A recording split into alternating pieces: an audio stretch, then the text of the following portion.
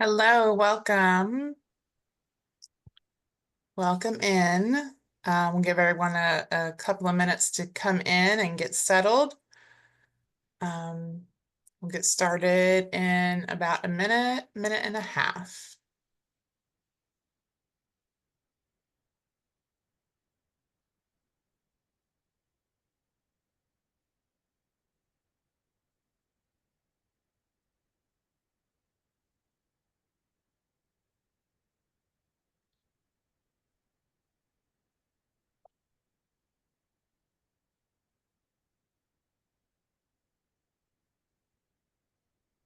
Welcome to those who are joining.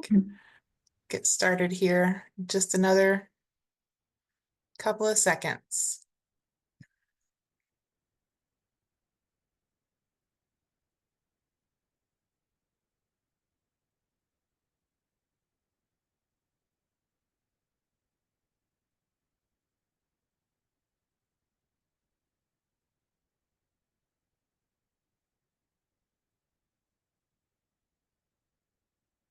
Maybe another couple of seconds. I thought that number was slowing down, but it's picking back up. We'll give everybody a couple of more seconds to get settled in.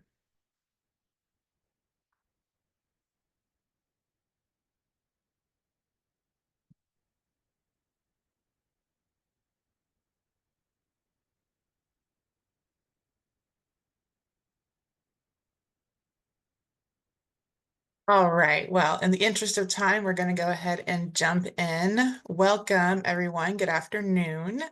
If you're on the East Coast anyway. Welcome. I am Angela Birch Acatree. I am with the Hunt Institute, Deputy Director of Early Learning, and I'm here to welcome you to today's Early Efforts webinar, Partnering for Success, Family Childcare and Public Preschool in Early Childhood Education. So for the benefit of anyone who might be joining us for the first time, the Hunt Institute is the creation of our founder and namesake, four-term North Carolina Governor James Hunt. We serve as an education policy support to governors, state legislators, and other high-level state-level elected leaders, excuse me. We cover the full spectrum of education policy from early childhood through the workforce. And in our Early Efforts webinar series, we focus on the early childhood portion of that continuum. Before I begin, just a few quick housekeeping items. There will be an opportunity for Q&A at the end of the session, so please use that Q&A chat box at the bottom of your screen to submit any questions you have. Also, know that today's session is closed captioned, so you can access that on the bottom of your Zoom screen as well. And you will be able to find the recording of this session on YouTube a day or two after today's session is concluded. And so just go to YouTube and search the Hunt Institute. So for today, Early Learning's mixed delivery system is one of its strengths. And as we move forward in defining the profession, the role of family childcare as a viable option is gaining momentum. Maryland and other states are working to include the option of universal public preschool in family childcare settings. So during this early effort session, we will explore the growth of this movement with our special guest moderator, Executive Director of the National Association for Family Childcare, Erica Phillips. So Erica, I will hand it over to you. Thank you so much for moderating this session. Welcome to you and to your panelists. Please take it away. Thank you, Angela, and thank you to the Hunt Institute team for allowing us to have this discussion today.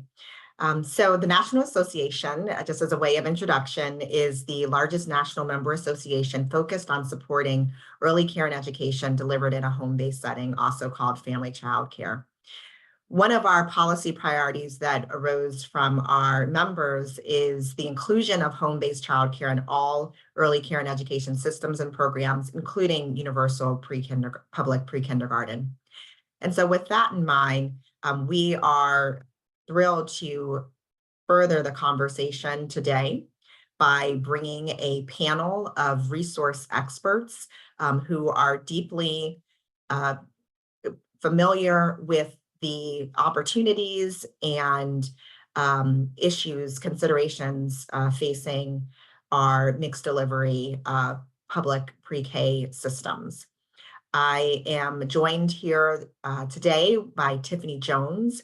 She is the owner of one of the Maryland pre-K community sites, Precious Moments Family Childcare, and also the Maryland State Representative for the National Association for Family Childcare. We're also joined by Leslie Barnes, who is the Preschool and Early Learning Division Director of Preschool for All at Multnomah County Human Services in Oregon. And we're joined by Dr. Juliet Bromer, a research professor at Erickson Institute. And finally, we'll be hearing from Dr. Aaron Harmeyer, an assistant research professor at the National Institute for Early Education Research. So thank you all for joining us this afternoon. The first question, Tiffany, we're going to start with you as somebody who is currently offering, as a family child care educator who is currently offering public preschool. What do you see as the benefits for children, families, and pre-K systems for being inclusive of family child care? And what have been the benefits for you as an educator and a family child care owner? Thank you, Erica. So I think there are a whole host of benefits, but for children, one of the biggest benefits I see is the close home-like environment that we provide for pre-K students. They get a personal and supportive atmosphere that helps them feel safe, seen, and valued. In smaller settings, providers or family child care educators can give more one-on-one attention and help them learn and grow at their own pace. I think they're able to build stronger relationships, not only with me, but also their peers, which is really important for building those foundational social skills and confidence in being able to do that. I think another benefit is the sheer nature of the group size, because family child care spaces are limited. So the children get more than individualized attention, and it sets them up for future academic and personal success. For families, many of them are more comfortable because they are in a home-like setting. They are many times with the provider for many years, from when their child is an infant until they begin their school-based setting. And providers or educators like myself are able to connect them with other community resources to help support them in whatever challenges that they might face. And those kind of connections help support the whole family. Family childcare settings also are pretty flexible. So many family child educators have early morning start times and go late into the evening. And because they are involved, like deeply connected into many communities, it gives a holistic support network for those families. And for pre-K systems, it creates new seats that are outside of the school system setting, especially when in many areas there are very long waiting lists for pre-K students. So it helps our community by allowing the pre-K option to be able to grow. So in my case, I'm working with the Aspire program that is supportive of my program and the families that I serve by helping me to continue to meet high quality standards and to offer additional spaces in the community. It also helps with infrastructure costs because you don't have to build new school buildings or new other childcare centers in order to create those new seats. But for me, personally, it's been really helpful because when you're connected to a pre-K program, it really sets you above the rest. And it has both parents, families, and administrators view you in a different light. So I think you get more respect. I think you get more credibility to the work that many providers are already doing. And financially, the benefits are like immeasurable. Having a steady income helps ensure that my program is able to continue to grow. Thank you, Tiffany, for sharing that, that really holistic view of the unique strengths that being a family childcare program can bring to families and children and to the overall systems. I want to invite Juliet from the Erickson Institute, who has been researching a number of public pre-K programs that work with family childcare educators. What do you see as any other additional strengths or benefits about including family childcare in public preschool programs? Great. Thanks, Erica, for that question. And thank you, Tiffany, for setting the stage for us. So I don't want to repeat what Tiffany said, but I want to emphasize what she said. So I work in collaboration with the University of Delaware, researchers at UNC, at Chapel Hill, on what we call the Pre-K and Family Childcare Research Project that we've been conducting over the last 2 years, funded by Homegrown and the Foundation for Child Development, that's really looking to understand what equitable inclusion of family childcare in pre-K systems looks like. And so when we began this work, we developed a conceptual framework. And at the heart and the middle of that framework are the strengths and assets and benefits of family childcare. And so many of the things that Tiffany talked about are the things that we think are really important for states and localities to consider when they include family childcare. I want to emphasize that when we include family childcare, they have the potential to increase access for families, as Tiffany mentioned, as well as providing more access for high quality care and education for children. One of the things Tiffany mentioned was that continuity of care and children growing up in family childcare. And we say this is a really important principle and consideration in implementation of pre-K, that we don't disrupt the very critical infant toddler care that happens in family childcare and that mixed age setting, which is indicative of that continuity of care over time. So that is something to consider. As part of our research, we did a national survey of educators who are currently offering publicly funded pre-K.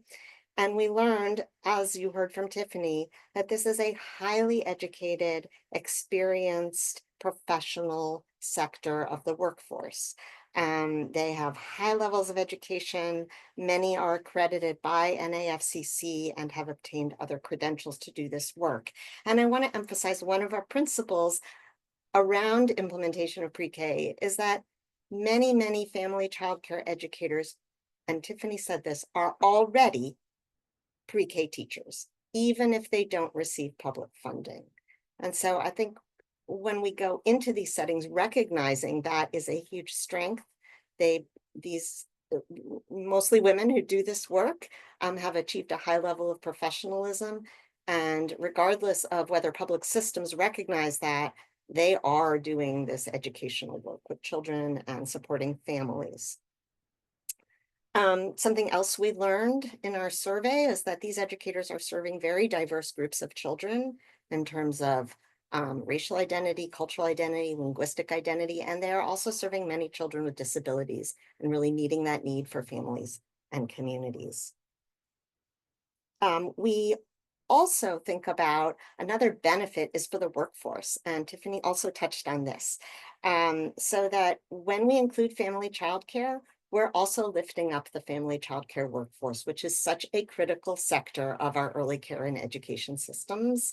And the considerations that we think about for pre-K are really considerations for all our systems that are mixed delivery and that really help build a family childcare workforce that is thriving.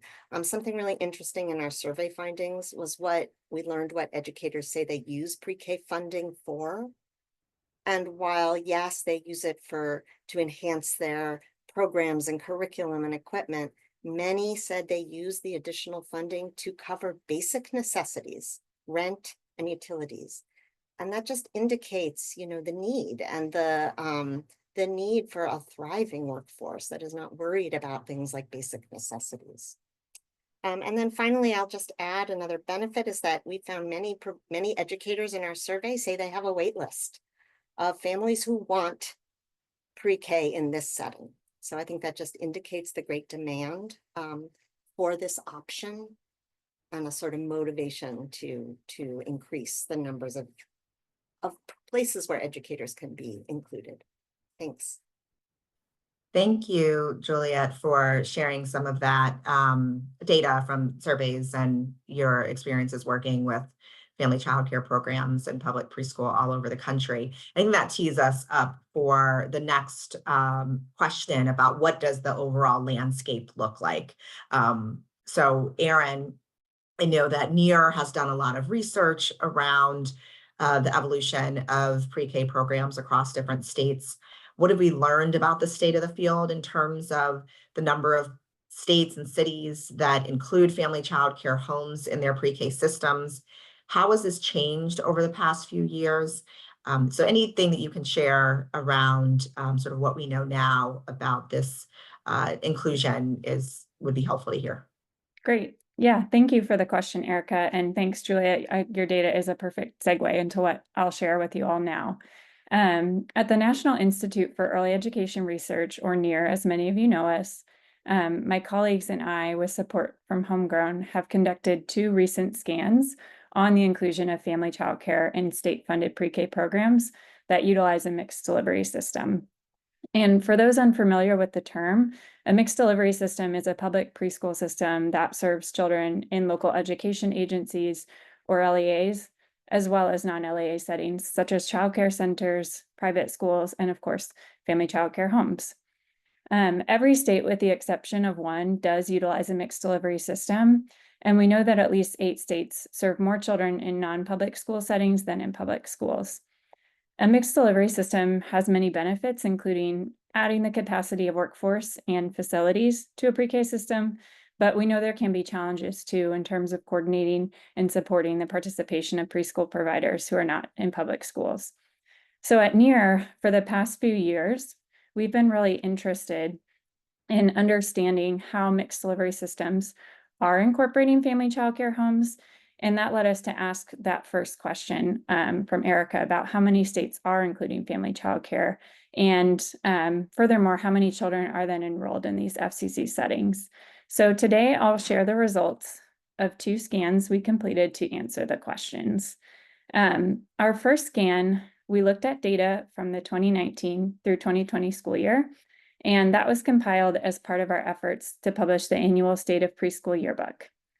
We also released a follow-up scan this year, and that has more recent data from the 2022 through 2023 school year.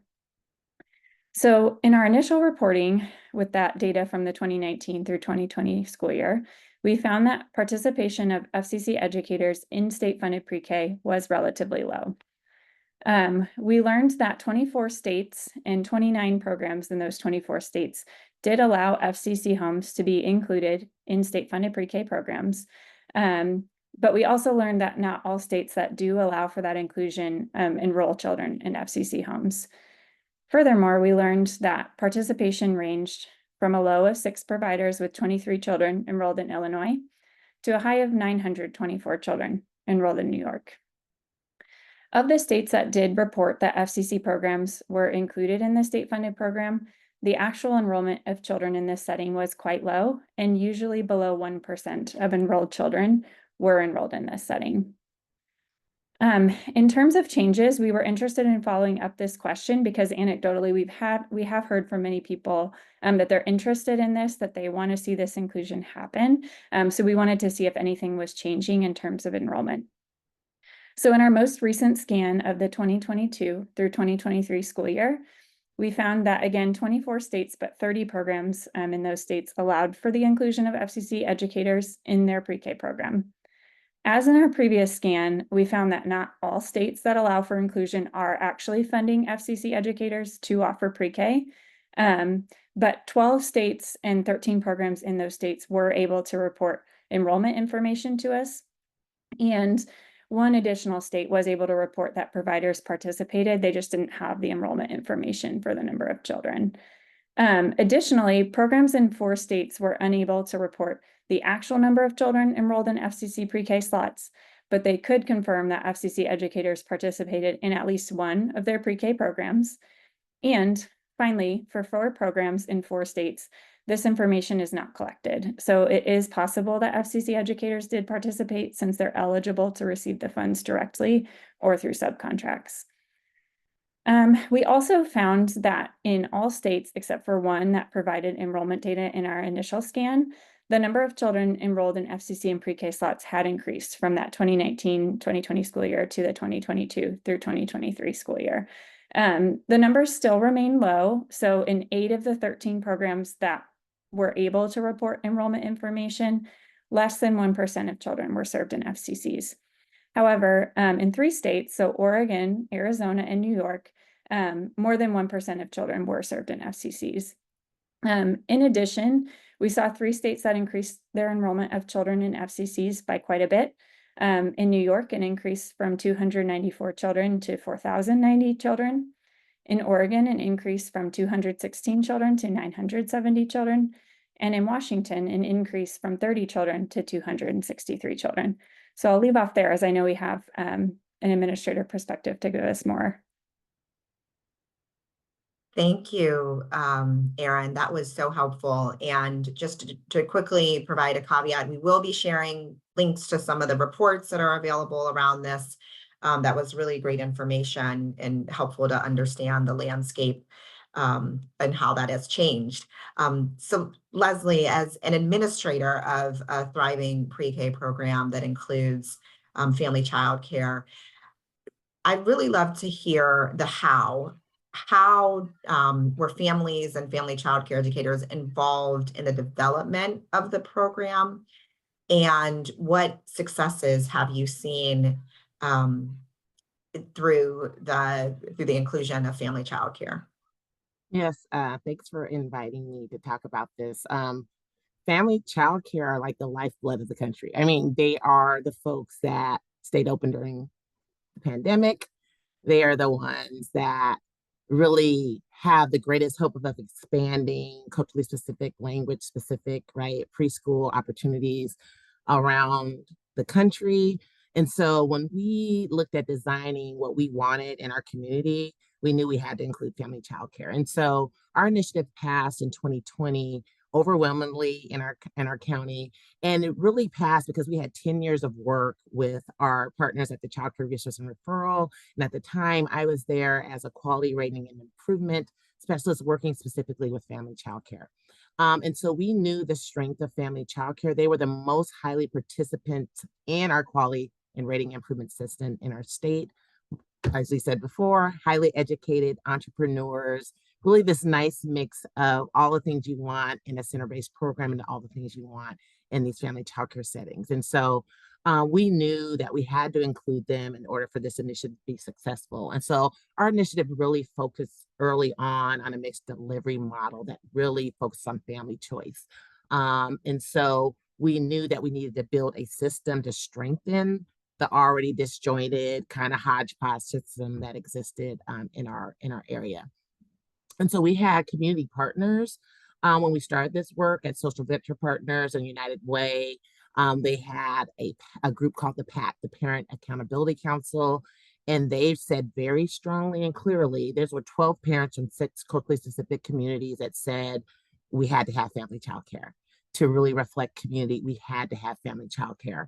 So there was a task force, and that PAC group, so that's the family voice that we're talking about, looked at every proposal and really picked it apart to see if this would really work for the communities that we really prioritize at the initial implementation of this initiative.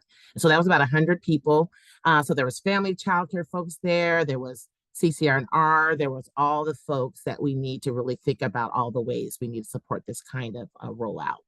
And so one of the things is that family choice drove this, and that we knew that we had to continue. So the PAC even still checks in with us regularly about how we're implementing this and how are we doing this well.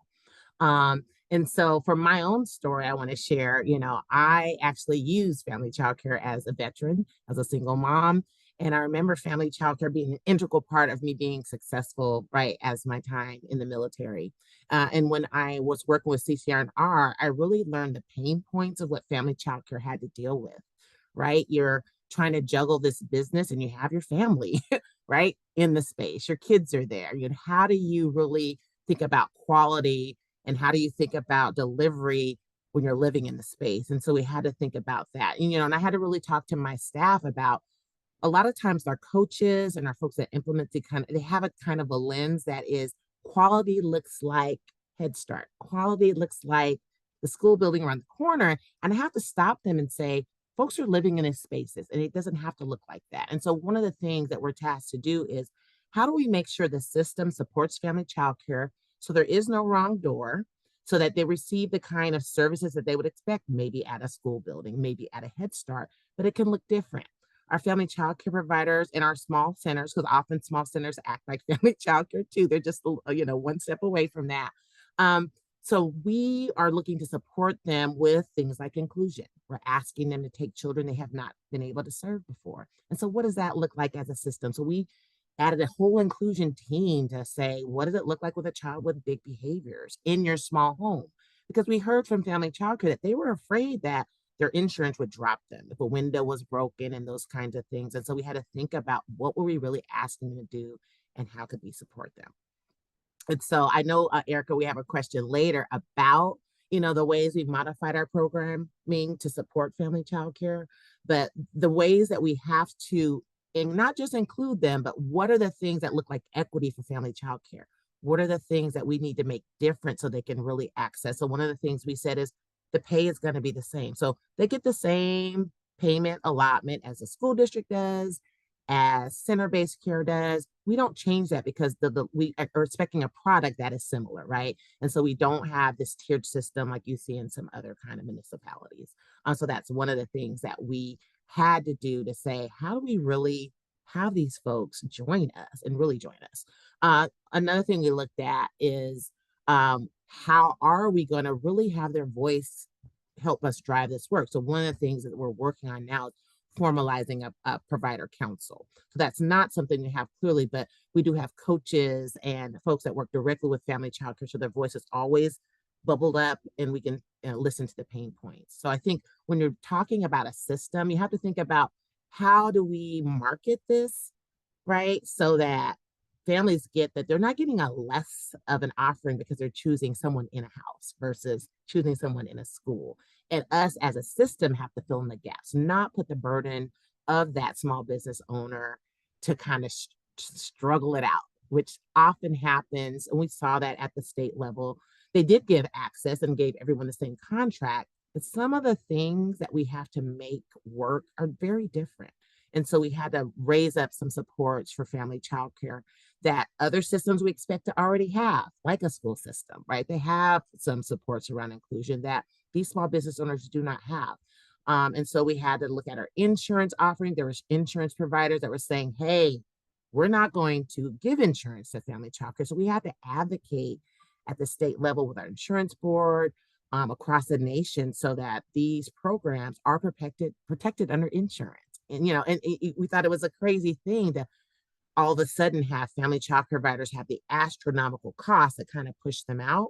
And so we had to have a special pot of money to help them when that cost went up. The other folks didn't need that because they were used to paying, right, a high insurance for liability, sexual molestation, those kinds of things, because they have these larger organizations. And so I think for us, it's always listening to family childcare.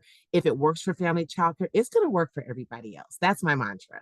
I think that is our testing ground to see if equity is really there, to see if we're supporting small business owners primarily women of color, if they don't make it in this, we are not doing well. And so that is our checkpoint, and that's who we listen to, and that's who drives a lot of our decision making and as we implement this.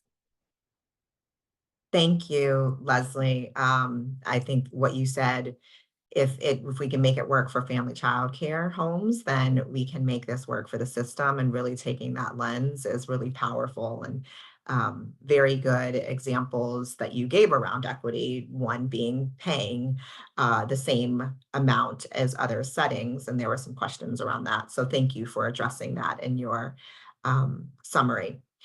So we started to talk a little bit about some of the challenges. And so Tiffany, I wanted to invite you back in to share, what are some of the challenges that you and other family child care educators face in implementing public pre-K programs?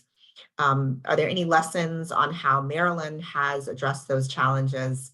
I know you talked about some of the programs and supports that you receive, but it would be helpful to hear a little bit more about how do we address some of the challenges in implementing this. Absolutely. So while there are many exceptions, such as family child care educators that have previous pre-K teaching experience, a lot of providers don't necessarily have that. They have a lot of experience working in their family child care home, but not necessarily experience in a brick and mortar pre-K program that might be in a school or center-based setting. So it takes time and support, i.e. coaching, just time practice, using a research-based curriculum that is going to be able to meet the child's individual needs. So I think just by virtue of never having done it before, it will take time for people to get up to speed in order to learn how to do it. Another challenge is many family child care educators work alone, unlike their pre-K educator peers in center-based and school-based settings. So a family child care educator has to wear a number of hats, including the teacher, like a second mom, a custodian, a cook, not to mention business owner and grant manager. So there are a lot of different roles that a family child care educator has to play. When in other settings, they have a network of support systems to help them get those tasks done.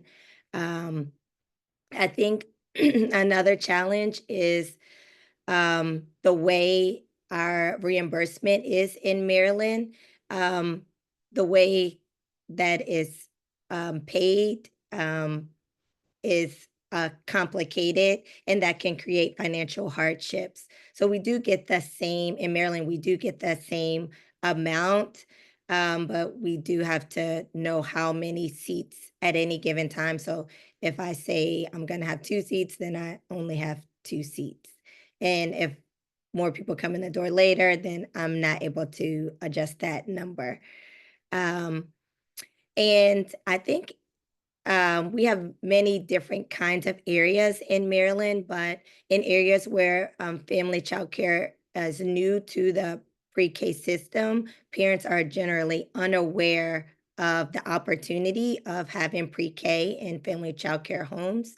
So some parents have the perception that pre-K and family childcare is of lower quality or lower status than that of a program that might be in a center or in a school building.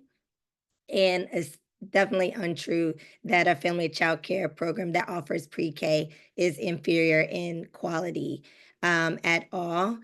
And because of the that perception, parents sometimes will gravitate to programs that are outside of family child care programs. And that puts us at a disadvantage, even though we have the opportunity, like Erin mentioned, to be a part of the system. So in Maryland, in 2019, 2020, there were no family child care providers in participating in our pre-K, even though the option had been available since 2014. But in this school year, the 24-25, there have been 58 providers in pre-K, and 56 out of the 58 were actually in the hub Aspire that I am a part of. And we've been able to support 280 pre-K students through that opportunity. And it's really been amazing that despite all those barriers, we're able to support so many children and families in our communities. Wow, thank you so Can I much. jump in? I know that's not Please. the format. No, please do, Leslie. I was going to ask you that. But I mean, it's really on the system to promote family childcare, right? And we need to talk more about families making choices that are really informed. We want them to know that they're not getting, because they didn't get into the big place, now their only choice is family childcare. We need to talk about the benefits that Tiffany talked about earlier, and that there is no wrong door for families, right? That if they choose this kind of setting, it's going to be great, and this one is also going to be great. And I think that is what the system is tasked to do, so that Tiffany doesn't have to be out there promoting. Like, that work should be on us. And so I think we've been talking about how do we get that message out there better. You know, in our system, we place the families. We don't have the providers have to go out and find or fill their slots. And so, but we don't want the parent to think, oh, okay, this is the only thing I get. We don't want them to be excited about that choice, why it's great for them. And one of the things we were able to offer too is a 10-hour day. So our system allows a 6 or 10-hour day. And really, it's family childcare that can offer that. And we're looking for things like, who wants to do preschool in the evenings? Unique concept. Is that a thing we could do? That would be someone in family childcare that families work during those times. So what does it look like to design an enriching kind of environment that looks at literacy and social emotional skills? And that day starts at 5. And that's controversial to many of the people that think about pre-K, but I want people to start thinking about, how do we leverage all the benefits that family childcare, and then not burden them either. We're not expecting you to stay open 24 hours anymore. If you want to do that, great. But if there's a model that really kind of leverages the strengths of your business model, that's what we want to purchase from you. We don't want to put you out of business. We don't want to make you work more till you burn yourself out. So I think it's on the system to promote this model of pre-K in ways we have never done before. And I think that's our task to do, and not someone like Tiffany. I mean, it's not fair to her to have to take that burden on when we're asking them to participate in our system. Wow, thank you for sharing that. And really does get to the heart of some of the challenges in making this equitable system. And similarly to Juliet or Aaron, what challenges have you seen pre-K systems face in including family childcare, and what other solutions or considerations have you all identified in your research? I can jump in, and I just really appreciate, Leslie, what you said about the need for a narrative shift at the systems level, and how important that is. And also really intrigued by your idea of evening care. We do a lot of work on non-traditional hour childcare and what does quality look like. And I think one of the messages there is, children are getting ready for school and life at all times of the day, right? And so some food for thought for sure. So in our conceptual framework for our research project, we also articulate the areas of implementation around pre-K and family childcare that are important to consider. This includes equitable funding, accessible qualifications, tailored standards that make sense for family childcare, and streamlined data and monitoring, to name a few of those implementation buckets. And I think what we heard in the listening sessions that we conducted with states and localities and the pre-K administrators in those places across the country was that there were challenges and some opportunities. And so I think that Leslie has shared some of their strategies around equitable funding and compensation. We have also heard, this sort of, can you do prospective payments instead of reimbursements? Can you base it on enrollment, not attendance? So those are some things that are being considered across our systems, not just in pre-K. Accessible qualifications. We know many pre-K systems require a college degree. And so that can be a challenge. Some promising strategies we've heard are, offering extended timelines for degree attainment, helping with tuition, and financial supports, and as well as differentiated pathways and flexible pathways and professional development and higher ed offerings that make sense for family childcare so they can get that degree in the hours that work for them, in the language that works for them. You've heard a lot. I think Leslie made a really important point about differentiation, and actually across our data collection, we didn't hear a lot of differentiation. So I think it's really an area that for innovation and for thinking at a deeper level about that we're not just offering a one size fits all, but that for true equity, we need to understand that these settings, family childcare, are different than the school setting. And they may need something a little bit different to get to the same goal. And then finally, streamlined data and monitoring systems. We heard this as a challenge from educators, that they are participating in so many systems, and that burden, administrative paperwork, systems burden, that when they, may not want to join pre-K because it's one more set of standards, one more set of monitoring. So in places that I've really been able to think about integrated data systems, integrated monitoring systems, that really, again, it's on the system to make it streamlined for the provider, so and the educator, so that that person isn't having to manage all that, as Tiffany said, without back office support. I guess the last thing I'd add is networks and intermediaries. And, again, Leslie talked about the importance of sort of tailored supports and supports that make sense for family childcare, and really understanding that story about insurance, such a great example. But we do a lot of work at Erickson around networks and the potential of networks to support the family childcare sector. And certainly what we heard is in some pre-K systems that really utilize networks, such as Aspire in Maryland that you heard Tiffany talk about, is a promising approach for helping educators be successful in implementing pre-K. Thank you. Thank you for sharing that. Erin, I'll give you an opportunity to share any other considerations that you all have come across in your research. Yeah, thank you. I think, in thinking about equitable inclusion, the other big area that we've really tried to understand, and that everybody else has spoken about as well, as costs, and thinking about how much does this cost in order for it to be equitable. Something that we know at NEAR is that across the country, the average per child spending for state preschool is $7,277, which is too low to support the kinds of high quality programs that lead to long-term positive outcomes for children. So we know that preschool spending is too low across the board. But then we also wanted to understand, sometimes there's the assumption that including children in FCC homes might be prohibitively expensive because of difficulties in scale or other inefficiencies. So we did conduct a cost study to try to understand and estimate the cost of supporting FCC educators in pre-K in a way that is equitable and supports quality. And our estimates really revealed that, if states were to fund center and school-based programs at the level that we know would support quality, the majority of states, or 31, would be able to support what we estimate to be the cost of high quality FCC homes as well. And another 13 states would be within about $500 per child. So our key takeaway really is that if states are to invest in pre-K in all settings at a level that supports quality, that this would be possible.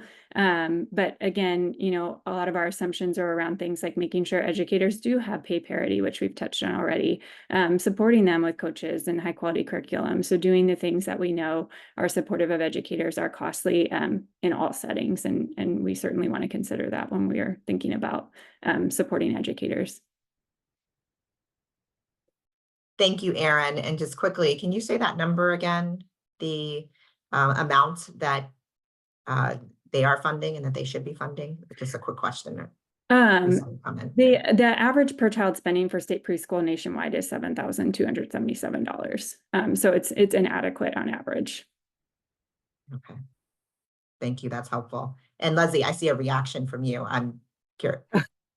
Yeah, we are paying about triple that. We know that we want folks be able to pay teachers on parity with school-based teachers, because we know a lot of times people will jump ship and go work at the local, like, school district because of that pay differential that they can receive. And I think the thing that you talked about earlier around degrees and all that, we give waivers for that. We give also opportunities for people to do online degrees if they want that, but we have a professional development system that doesn't also equal a degree, because we know a lot of those opportunities are not in all languages. And so we're by design excluding a whole crop of folks that speak Somali, Russian, all those things by this standard. And we know that formalized degree doesn't necessarily mean you have a high quality teacher. We probably experienced some of those teachers in our own educational journey. And so we want those that want that. We know that it's important for you to have strong foundation of, human growth and development and all those things to really do great work in this field. But we have to make that accessible around the times that folks can get to it. That's online. We actually funded at our local community college an opportunity for Spanish speaking folks to take a fully online AA degree with the option to transfer to the local university if they want to be a degree. But we're not forcing any of that. There's all kinds of ways to do this work well. We want people to access what works for them. One thing I want to highlight too is like our facilities fund. Specifically, when we heard that people don't have enough space. And so for people that want more space, great, but some people just want another toilet. Some people just want to add an egress window. Some folks just need a fence. And so for our family child care providers, they're able to access that. But some of them are doing it big and they're buying another home so that they can have pre-K in one house and infant toddler in another, or have room for their family. One of our great family child care providers I went to, and as she got the funds, I was like, so where does your family live? I see, your whole living room. And she's like, I know, because they want to do this great work, but then it's at a cost of, right, that family feeling oftentimes. And so we want them to expand where they need to, or really make the space that they have work well for them and their family, if that's the goal for them as well. Thank you, Leslie, for covering that sort of wide range of considerations. What are some of the upgrades or changes that need to be made to a program? And then also, I love the creativity or the accessibility around those pathways, and as being something that is necessary. And certainly in our research, what we hear is that family child care educators want access to higher education.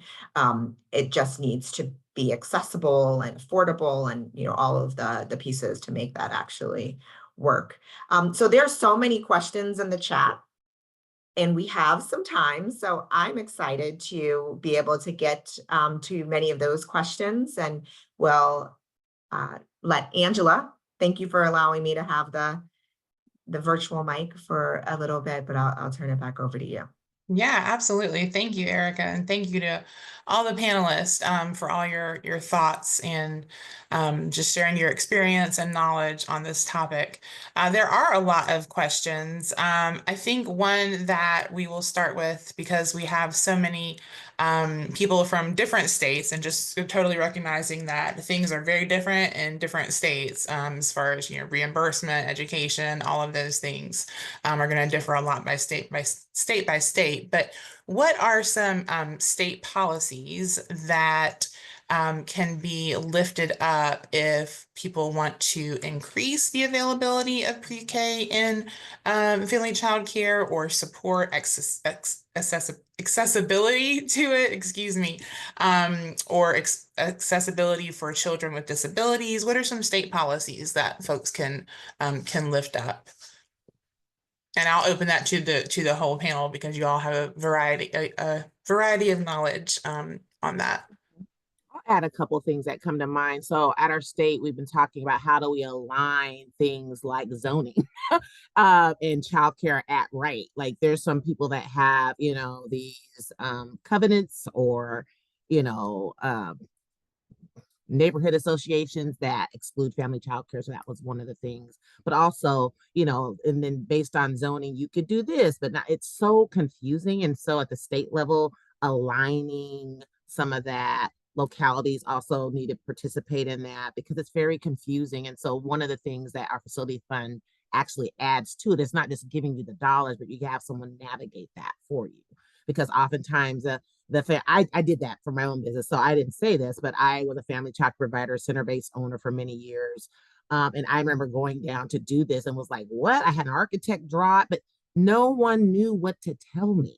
And you waste money investing in projects that are not really the right project. And so our state has been working at the state level to really align policy across the state so we don't make these costly mistakes or exclude this need for we're a childcare desert like a lot of places are. And so why are we continuing to have policies that make that worse? And so it's really that access, the facilities and the zoning is one of the things that we are working to align. Thank you, Leslie. Any other panelists have thoughts on that? I just add sort of on a different, like, sort of answers the question, but like we heard many states that have aligned their pre-K system with QRIS. And I just want to say what we sort of found is like, on the one hand, alignment is good and it's helpful, but QRIS already has so many embedded inequities in it for family child care educators for all the reasons we've been talking about today, that you may just be, a state may be just replicating those inequities and sort of reinforcing the barriers that educators face in those other systems. So it's sort of a alignment alone doesn't mean you're really going to, isn't a policy that's going to lead to equitable inclusion. Yeah, we specifically did not include that. If you're licensed, you're in a way, right? And so we have a pathways program for people to get ready for publicly funded pre-K. That's a partnership with our Child Care Research and Referral. But we feel like if the state is allowing you to be open, there's a way for you to participate, and there's going to be some help afforded to you to be able to do that. And so our quality rating, I was actually the state quality rating improvement. That was my job at the state level for about a year. And I know that our particular system didn't necessarily mean that it was quality. It's being revamped right now as we speak. And so we did not want to align our system to that because, again, it wasn't in all languages. It wasn't accessible. It really didn't mean quality. There was a lot of writing involved that we felt didn't necessarily mean that you were this great program. And so that doesn't mean if in the reboot of our QRS that we won't have some participation requirement. But right now, we don't think that's necessary. And most of our families didn't even know what QRS even meant. It was like you're a star, and no one knew what that meant. So we're right now not doing that at all. Angela, I can answer, and then I sort of have a question or a thought if some of the panelists have something on here. But from my time working in New York, I remember the need to blend funding in order to get at sort of that extended day, the extended school year piece of this. And so that's an example of a city that was able to do that. So with that question, I would pose to the other panelists: how do you accommodate that extended school year and the extended day that family child care typically offers with the pre-K programs? Do you do a similar thing, or are programs kind of coming together? So we do. So that initial feedback we got from families from the PAC said, we need 10 hours. They were like, well, our families need 10 hours a day. And we know the schools can't provide that. We know that our Head Starts don't provide that. And so we pay for that. So you either have a 10-hour day and it's covered, or you do a 6-hour day. But we actually don't get involved of whether, someone needs more than 10 or whatever that is, and they can still bill the state for ERDC. We don't get involved in that because that may work for, that may be a need somewhere that we don't have in our system, but we are definitely covering a full 10-hour day in our rate. And so we have two rates that are basically aligned so that schools could participate, or if you have like a preschool that's more aligned to a school day, and then we have the full 10-hour day, because we know that from our surveying, 70% of families need that. They don't have time to run and pick up their child, take them somewhere else. It just does not work for working families. And so really we're focusing on those folks that can't offer that. And that's family childcare, licensed childcare centers are the ones that can do that for families. I would just add that in Maryland, we are paid for 6.5 hours a day. So many other family childcare educators are open much longer than that, and they're able to bill for before and or after care. If a family gets state subsidy or a local subsidy. I wanted to just add something else that, we do have other mixed delivery systems in our early childhood ecosystem, and early Head Start childcare partnerships is one of those, and feels like one that has a lot of parallels that pre-K could learn from in terms of how they blend funding and support, the kind of care that family childcare offers. So I just want to, I think there's a few states who are really thinking of those two systems as aligned, and even the standards are similar. So the Head Start performance standards. So I feel like we have a lot of these answers in some of our existing systems and policies, and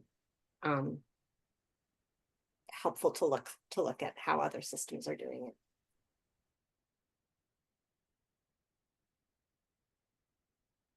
Thank you, Juliet. Thanks for jumping in there, Erica.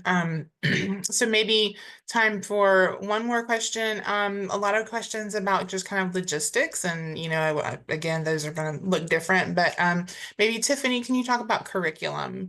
The curriculum that you maybe implement, what's required, cost, of course, associated with that, and how you've managed that. Absolutely. So as I mentioned, I partner with a nonprofit, Family Child Care Alliance of Maryland, that operates our Aspire pre-K program. So they are kind of our intermediary, and they provide Aspire educators with the curriculum. So we do not have to pay for that cost. If you were a pre-K community site that was not aligned and you were contracted directly with the state, you would have to use a state approved curriculum and purchase that at your own cost. Thank you.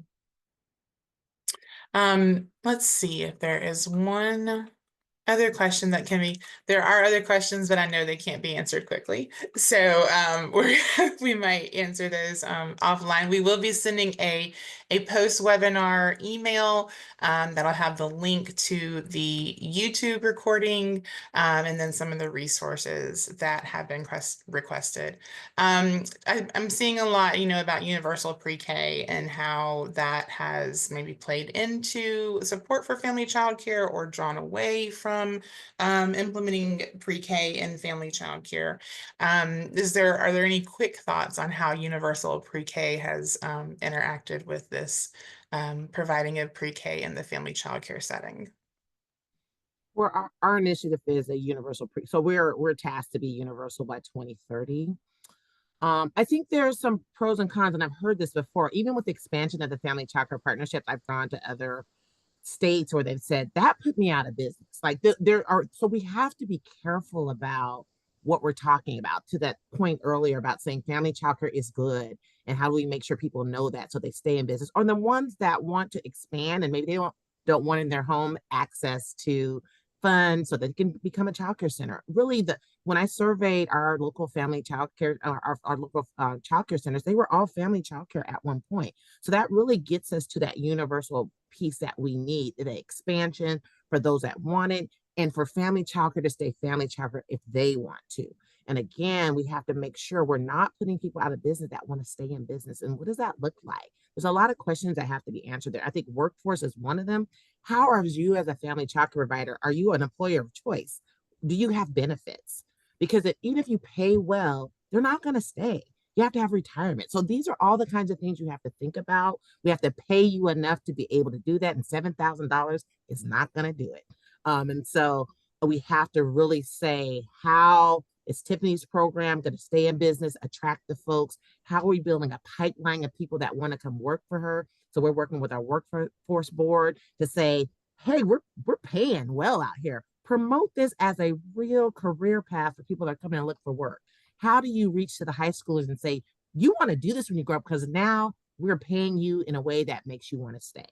I mean, so these are the things we have to make sure that her business stays afloat, because if not, that message that says center-based care is better, that lingers in the back of it, takes over. People choose it no matter if that place has only been open 1 year and Tiffany's been open for 20 years and she's an expert, because we have not sent the proper messaging out that that is a viable, high quality, in quotes, right? High quality, because we talked about quality earlier, but it is a viable choice for families.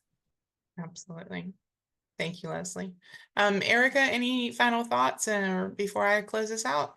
Just gratitude. I'm feeling inspired and thankful for the work that you're doing, both nationally and in Oregon and Maryland. So thank you. Yeah. Thank you, Erica. I agree. Just a lot of gratitude for this panel and the work that you're doing. Leslie, I love what you said about no wrong door for families. I mean, that's what this is.